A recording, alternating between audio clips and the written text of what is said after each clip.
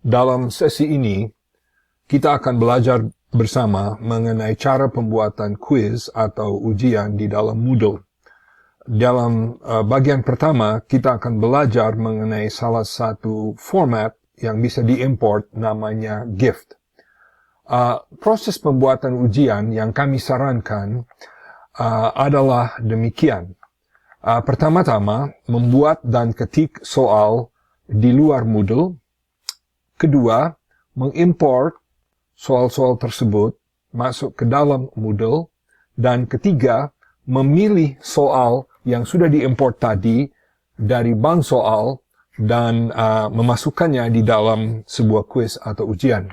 Di dalam sesi ini, kita hanya bicara mengenai bahagian yang pertama.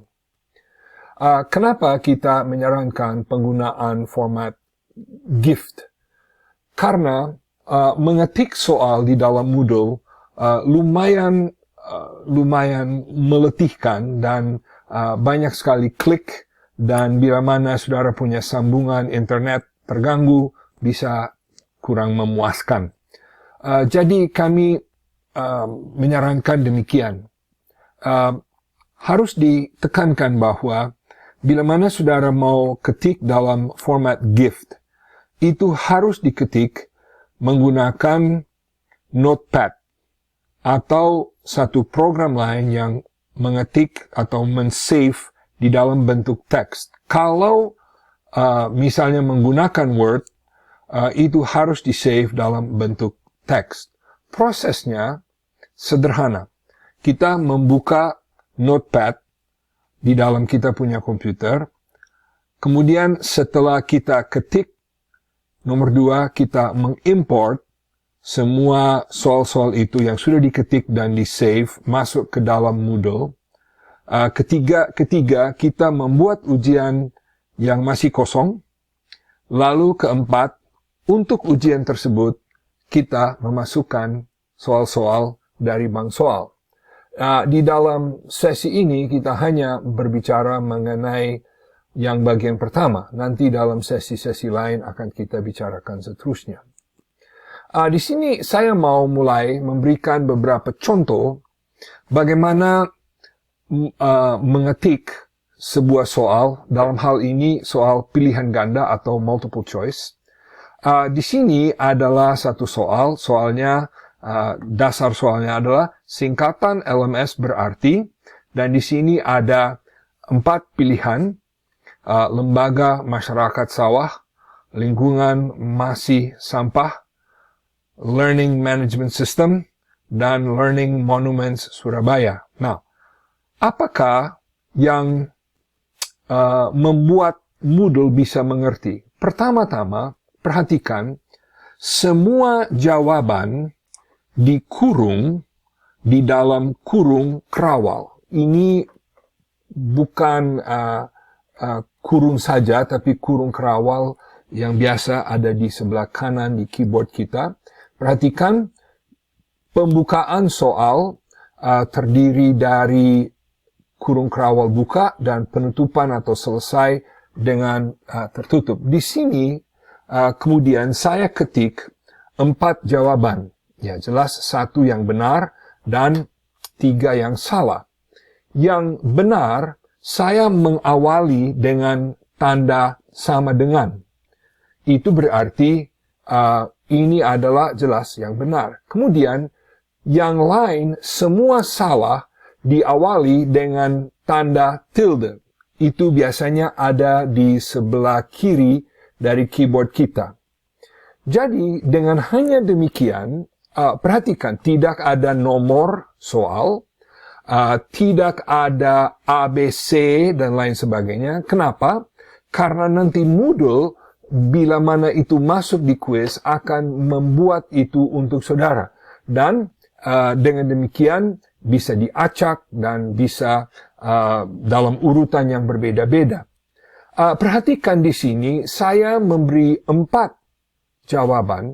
Sebenarnya saya dapat saja memberi 3 atau 5 atau 7, mana saja. Yang penting, 1 diawali dengan tanda sama dengan, dan yang salah-salah diawali dengan tanda tilde.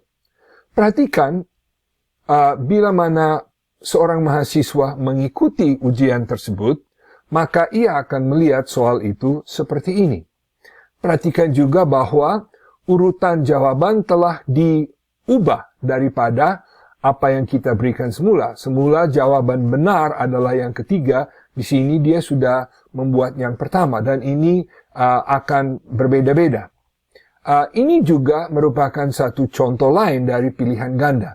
Perhatikan bahwa kurung kerawalnya berada di tengah kalimat. Sati akan menggunakan, lalu buka kurung, Moodle itu yang benar, Blackboard, Google Classroom, Angel, semua yang salah, lalu menutup kurung kerawal sebagai LMS-nya.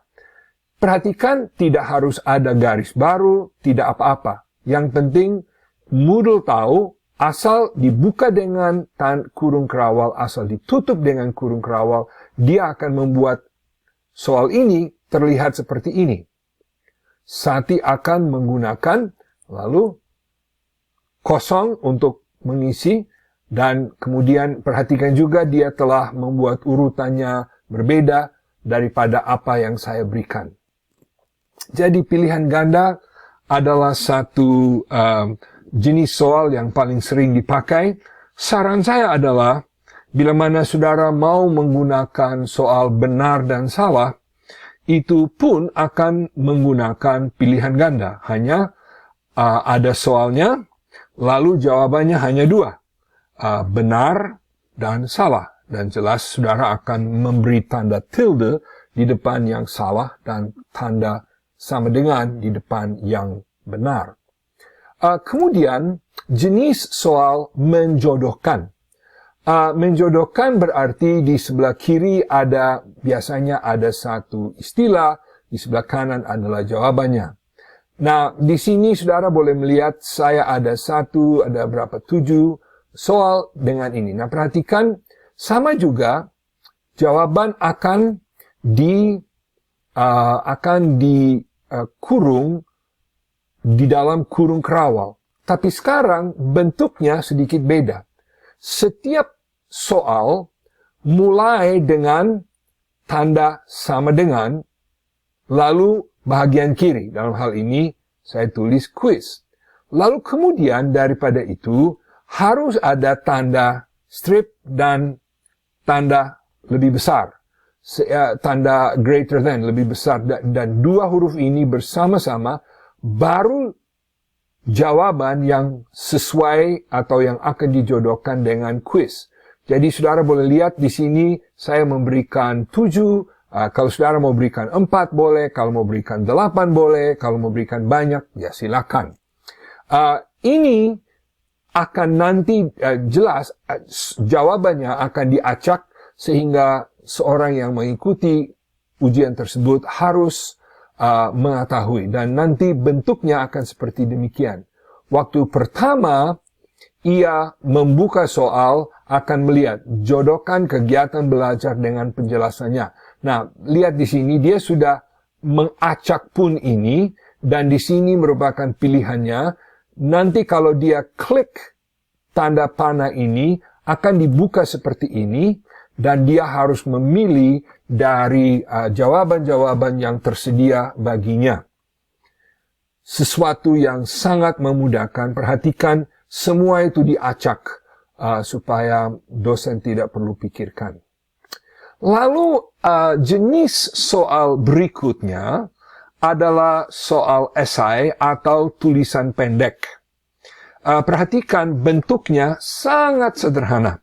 Di sini sekedar ditulis saja, tuliskan 3 keunggulan Screencast-O-Matic di atas OBS Studio. Nah, perhatikan, saya tulis kurung kerawal yang tidak ada isinya. Dengan demikian, mahasiswa harus ketik jawabannya di dalam kepada layar, dan nanti dosen harus menilai secara manual. Semua jenis soal yang tadi, jawaban benar sudah diberikan, dan Moodle akan menilai itu secara otomatis.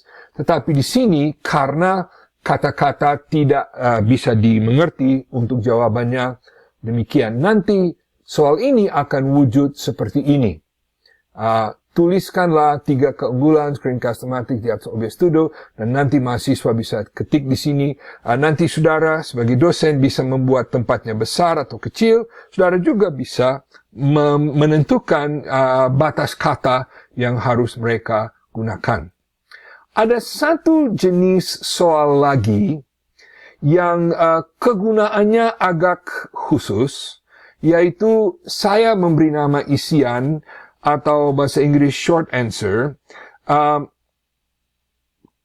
Di sini saudara melihat bentuknya mirip sekali dengan bentuk pilihan ganda tadi.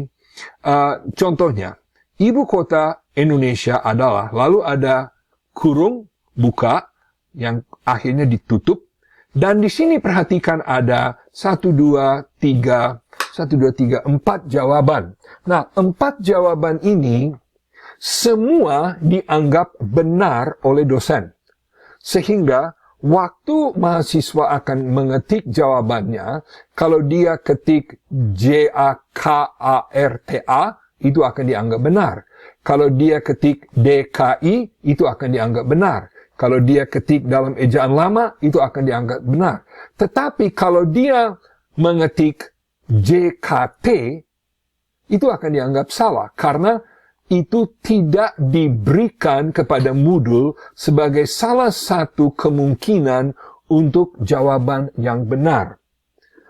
Ini jelas akan cocok untuk jenis-jenis pertanyaan yang harus ditulis dengan ejaan yang tepat. Kalau demikian, Moodle akan menilainya benar atau salah. Dan nanti kedua soal itu akan terlihat seperti ini.